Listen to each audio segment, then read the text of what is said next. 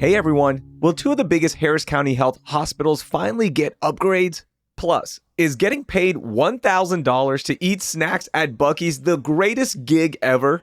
And some good news from the recent HPD crime report.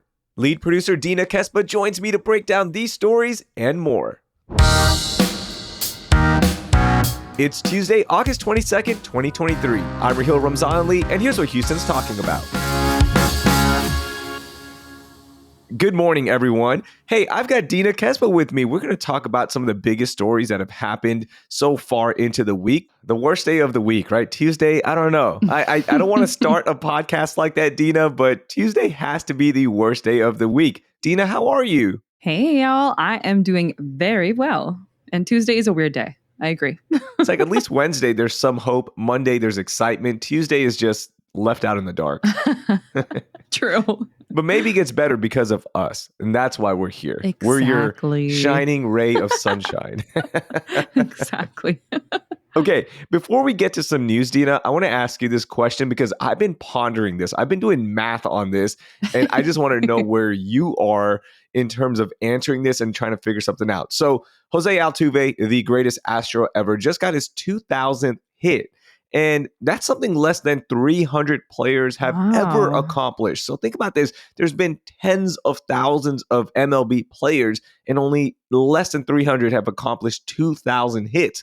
So I want to know, is there anything you could do, eat, listen to music, a song, or anything else that comes to mind 2,000 times in, let's say, a month? And before you answer, let me give you some math that I've been doing. All right, break it down. Okay, check this out. If you wanted to just drive 2,000 miles, let's say your daily commute is 30 miles, right? Roughly. For 31 days, that's only 960 miles. So you're going to have to double that and change if you want to do 2,000 miles on the road in the city of Houston. Ouch. Another one, food-wise, which I thought would be easy, but it's not, said, what if I could eat a dozen donut holes? You know, we talked a lot about donuts. Yeah. If you did a dozen donut holes, you would have to eat 5.5 bags a day. Oh my God. I'd throw up. I could never. Same here. So that one's kind of out of the question. Okay, the next one, I was like, okay, I think I can do this one. I can listen to one song 2,000 times in a month. You would have to listen to said song 64.5 times a day. Oh my God. No. So is there anything you can do 2,000 times in a month? Absolutely not. There's nothing I could think of that would bring me joy that I would do that many times. Be it food, I'd get sick. Be it something I'd listen to, I'd lose my mind not to be able to just take a break and not listen to something. And driving in Houston on these streets, no, there's literally nothing that I can think of. Maybe walk. Walk 2,000 minutes? Yeah. You could do that, maybe? Yeah, maybe 2,000 steps. Can we do that? That's too easy. That's too easy, right? You could do that in like an hour if you wanted to. So let's say if you wanted to do 2,000 workout minutes, that's about 64 minutes every single day. I think I could do that. Okay, I could see that as being doable. Yeah. That's doable. And that's something that feeds your soul, your mind. It's good for you.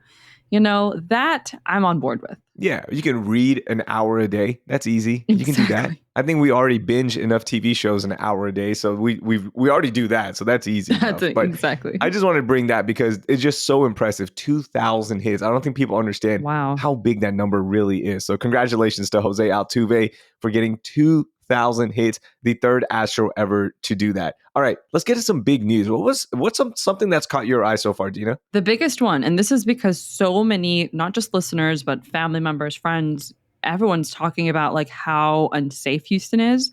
But in fact, homicides are down more than 22% during the first 7 months of this year. That's huge, considering everyone's been horrified and scared and afraid to even step outside their homes. That's a huge number. And I was reading that Mayor Sylvester Turner was kind of attributing his crime initiative as the reason behind why the numbers have really plummeted this time in the first quarter of 2023. That's huge. Wow. That is really impressive. And also, I saw that Houston has also experienced a decrease in robberies by 10%, aggravated assaults by 8.7%, human trafficking, which has been a big problem here in the city of Houston, and something we focused on decreasing, has dropped by Yeah. 7.1% through the year. And now there have been some increases. Kidnappings are up 8.9%, sexual assaults 5.5%. So not everything is down, but for the most part, crime is down. And that is a good trend, right? That is a really good trend. I know it kind of, and I might fall victim to this too, where it kind of seems as though there's no way, because what you see on the news is constantly reported of violence. You know, a body was found recently. Literally, the news just had a story about that. Mm-hmm. And you can't help but feel like, how is it possible? But I guess we have to remember that the news covers these things, right? This is going to be something that you're going to see on the news. And it's not supposed to kind of give you the picture that this is an always thing. It's just part of the job where you report on it. And that One Safe Houston initiative that Mayor Turner launched, which was a $44 million initiative launched early last year, the plan included funds for crime prevention activities, overtime for police patrols, as well as other programs to assist domestic violence survivors and individuals experiencing mental health crisis. So yeah, that could be one of the reasons why we're seeing a downturn in crime, which is good. Now, the question that you started with, I know a lot of listeners and a lot of our family and friends are like, actually, I don't know, I still don't feel safe.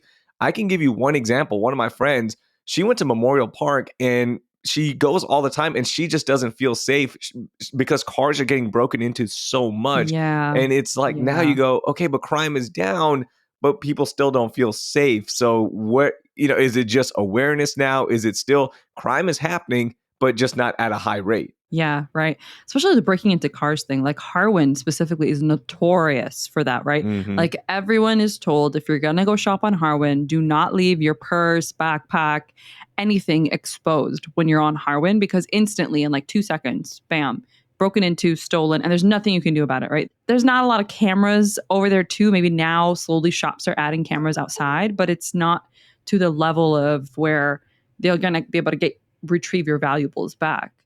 Also, the fact that is we still don't have enough police per like population. Like we still don't have enough cops on the road. But this is still somewhat of a silver lining that our numbers are down, and this is a positive thing, despite the fact that we don't have enough cops. Absolutely a positive thing so far into 2023. Okay, I've got something that is more focused on the future because the county commissioners voted to add a $2.5 billion bond to the November 7th election for Harris County voters to improve Harris County health facilities, the two being LBJ and Bentop hospitals. And this bond will also create 3 new community clinics.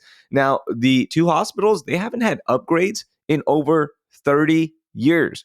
Let me repeat that. Whoa. In over 30 years. And the population has boomed in that time, right? So this bond, Dina, will give them 120 more rooms at Bentop, while LBJ would be rebuilt into the region's first level 1 trauma center outside of the medical center. So they would have special equipment there. They can handle more specific cases and help patients that wouldn't have a chance to go to the med center, right? So this would be a really good thing. Now, Houston Public Media reports that the bond that would fund the project over a period of 10 years would cost the owner of a $300,000 home, which is rare in Houston, I feel like, that doesn't an additional $6 per month in taxes. So you do the math, there's not many $300,000 homes. So it is something that is a little bit more expensive on the taxes side, but this is something that could really help the city here in the next 10 years. Oh, 100%. And fun fact, I was born at Bentop, and I'm like 31. So the fact that it literally hasn't been upgraded in 30 years. you were celebrating, like when you were born, they're like, wow, this is state of the art. This right? is great. Look at these upgrades. And now 31 years later, it's like, hey, can we please get more rooms in here? Because there's just so many people in Houston now. Yeah, definitely. Those upgrades are so needed. Yeah, so we'll find out how voters are going to lean on November 7th towards this bond because, again, it is a little bit more expensive in the taxes side. Okay, let's do some rapid fire because we have a lot of stories to get to. I've got some fun questions here for you. I'm going to make you think a little bit and put you on the spot. So Finance Buzz is a website where you get all your finance news and they're tracking certain things. Well, they're offering one lucky Texan $1,000 to go try and review 25 of the best Buc-ee's snacks in 2 weeks. Sign me Plus, up. they're going to throw, yes, I know. And they're going to throw in an additional $250 for you to buy some t-shirts or Wow. whatever, some gas money, whatever you need, right? Number one, Dina, is this the best freelance gig ever? Hell yeah. Oh my God. To try Buc-ee's snacks, that is like a dream come true. Okay, number two, could you do it? 2 weeks, 25 snacks, which include the beaver nuggets, their barbecue sandwiches, their banana pudding, whatever you want to Ooh. name. Could you do it? That's the other part. Ooh. You know, that's a lot of calories and I could see myself getting sick. but it's Buc-ee's. How could you say no? I know. It's such a cool gig. And I guess you could just take one bite because the gig True. does require you to take some pictures, write a review. So you would have to write 25 reviews. Let's say each review takes you 30 to 40 minutes. That's about 25 hours of work for $1,000 or for Mhm. $1,250, right? Let's include that $250. Both of us are cheap. We're not going to spend it on anything. We're going to pocket that money. Hell So yeah.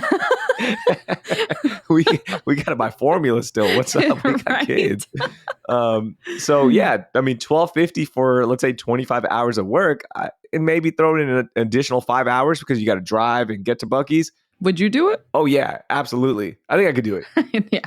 Nice. Absolutely, I could do it. It seems like it was tailored for any Buc-ee's fan.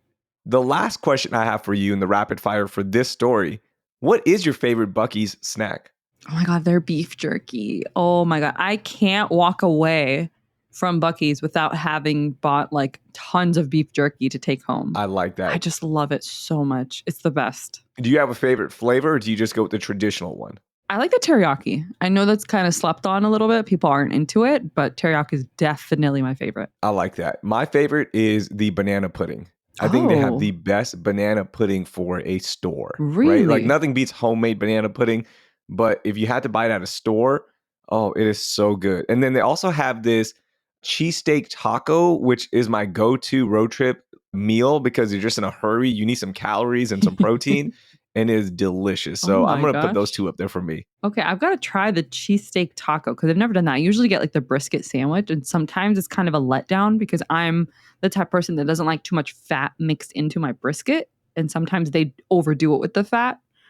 But I got to try that. I got to add that to my list. It's really good. Okay, my second story for you. Check this out. Our friends at HEB, they launched a new documentary series on Texas state parks and endangered animals called Our Texas, Our Future. Now, this series is a 5-short film series that's going to be released on August 23rd on YouTube, so we can watch it for free. Now, I love that we're getting more and more documentaries about Texas state parks. PBS did one of the best ones called Big Bend, and Explosions in the Sky, which is one of the best Texas instrumental groups ever, did the entire soundtrack for it. And of course, they're famous for doing the Friday Night Lights soundtrack. So I can't wait to watch this. I'm so pumped for this. What is your favorite state park? Oh, McKinney Falls. McKinney Falls State Park is hands down the best. It makes you feel like you're not even in Texas. And guess what? It's in Austin. Like it's not even that far out. It's like 13 miles outside of the capital. It's such a good park. I love that park. I'm going to go. So I can't pick Big Bend because that's a national park. So I'd be lying. But Big Bend Ranch State Park is a state park. I've never been there. We didn't get time to do that one. So I'm just going to go to my default, Galveston Island State Park. Okay, that's fair. I'm just going with that. The beach, that one's a great one. I'm going to pick that one. But there's so many. And I love that we're now getting so much love for Texas state parks, right? Look, they have a show on PBS, Texas State Parks does. They do a weekly show. I think Chet Garner, our friend, the day tripper, has done a good job of bringing more light to our state parks. And it's cool now to be at Texas state parks to the point where they don't have enough money to keep up with everyone. Yeah, I know. I think what shocks me about this story the most is that HEB is the figure behind launching this documentary series. Like, if you don't want to love them, it's like, okay, but they do this. How could you not love them? Who doesn't love HEB? Look, if you take people outside of Texas to HEB, they'll be like, this is just a grocery store. And I'm just like baffled. You can't come into Texas and Houston and not at least honor our grocery store and see what it's special for. You got to get there. You got to get down, bow down to HEB. We are here. You are all glorious. Yes, you do. And you got to give praise to our Texas shaped cutting boards. Yes, that's what I'm talking about. HEB's the GOAT. Come on. It is. Whataburger we can discuss as like, okay, is it really the GOAT? But HEB, there's no discussion. There's no, HEB's the GOAT. exactly. Come on. Come on. Also, I want to give some love to Sea Rim State Park. That park is awesome as well. So if you've never been there, there's so many lists, and you can always just go to tpwd.texas.gov to find all of your state parks. Shout out to HEB for growing and sending some love to our state parks and endangered animals that live there. So that's Yeah. also pretty cool to see what is living in all these great state parks. Okay, we've got the moment. We've got some time. I need to get you to give me something that's been bugging you, Dina. I'm going to help you. I'm going to talk you through this. What's been bugging you? Okay. So you're on Dairy Ashford. You're making a right onto West Park, and you're going down West Park. And you know how it's like a two-way street, but you see on that side, there's like just grass and like open land that literally they can turn into a proper street with like two lanes going each side. Why haven't they done that? For as long as I've lived in A-Leaf, that has always been a two-way street. There's like people who sometimes don't even know it's a two-way, so they accidentally jump into your lane. And this is the one that's like before Richmond, before Kirkwood. It's like literally just that tiny strip right behind River Oaks. Like you're passing by the backside of River Oaks and the backside of like the Shadow Lakes neighborhoods area. I do not understand why they can't just like unearth all the grass and the dirt and just turn it into a proper two-lane street, because it's so crowded and packed at rush hour all the time in the mornings and the evenings. And it shouldn't be. It's like a residential little back street. That's such a good question. I know exactly where you Yeah. are, like you're talking about. And because there's a couple of stores I'd like to go there. But yeah, like right behind the Royal Oaks Country Club, right? It's like Yes. 2 streets down from there.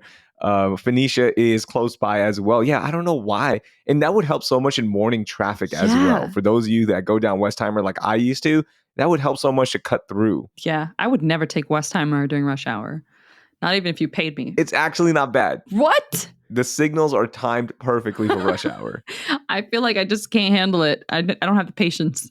Yeah. You do get upset because if everyone just put their phones down and just abided by the signals and like, hey, let's drive 45 miles per hour, everyone would get home quickly. But of course, people drive slow. People are on their phones. There's all sorts of distractions. You're looking at, oh, I want to go eat there. And then people start driving slow and then traffic builds up and then it's a nightmare. So yeah, I do agree with that. Like that part sucks. Okay, mine's not so much of a gripe, but it will turn into a gripe if you stick with me, another stick with me. But I want to give some props to sports reporter and anchor Daniel Gotera of KHOU. He's calling it a career on TV, and he's been in this market at KHOU for 14 years. Let that sink in. 14 Wow. years. Yeah, and he's one of the nicest guys in the industry. I've been lucky enough to work in sports and sports radio and TV, and hanging out with Daniel is like one of the best parts because he's such a nice person and such a hardworking guy. Now, he's leaving TV because of the grind. He does have 2 kids, and his wife, you might know, is one of the lead anchors on Fox 26, Rashi Vats. So they are a TV family, and they understand the grind. But I just want to send some love to him. And the gripe here is, the TV industry, everyone sees the glorious 2 minutes that you're on, especially for sports anchors, but I don't think they understand how many hours go into your day just for those 2 minutes, right? So like you have to be at Texans practice. You have to be at the Astros game until 10 o'clock, 10:30, then really quickly cut up a report or anchor right after. So it's grueling, it's crazy, and it's an industry that frankly, they will never change because they want to eliminate people who don't want to be there, which sucks because a lot of talented people are leaving TV to take normal jobs where you can be with your friends, your family, and your kids. So my gripe is like, I wish the TV industry would one day change and make it more of a reasonable place to work and also to live in your city, because you never get time to go experience your city. So shout out to Daniel Gotera, but the gripe is the TV industry needs to fix itself. That's a really valid gripe. I feel like I've spent so much time on TikTok, and I've been watching how people in Europe react to life for people in the US, and they're like, "What the heck? You guys have zero like family life, family time. It's all work, work, work until you're in the grave, essentially." And that's so sad because you see that across industries and really heavily, I I can't speak to other industries, but really a lot in media too, there isn't this focus on like, or even understanding on wanting to find that balance of like work and family and the importance of that. Because spending time with your family makes you a better human, a better person to work with, just an all around better person. And if we had more emphasis on that, maybe we wouldn't have the levels of like depression and anxiety and all these other things that, you know, clinically can be proven to the fact that we have no family values really in the West. And there isn't this connection to family and to outside life. Yes. Shout out to all my people who are doing TV and grinding it out. It is cool. You are on TV and people recognize you, but I don't think enough people know just how draining of a job that can be. So sending some love to all my TV people out there. Yeah, definitely. All right, Dina, that was fun. I think we got a lot accomplished. I think we made Tuesday a bearable day. What do you think? I think we made it pretty fun.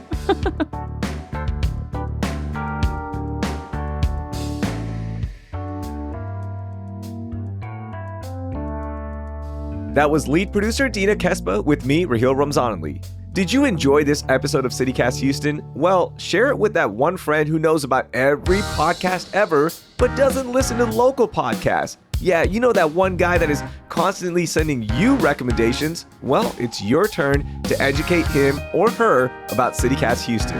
That will do it for today. Thank you for listening, and I hope you learned something new.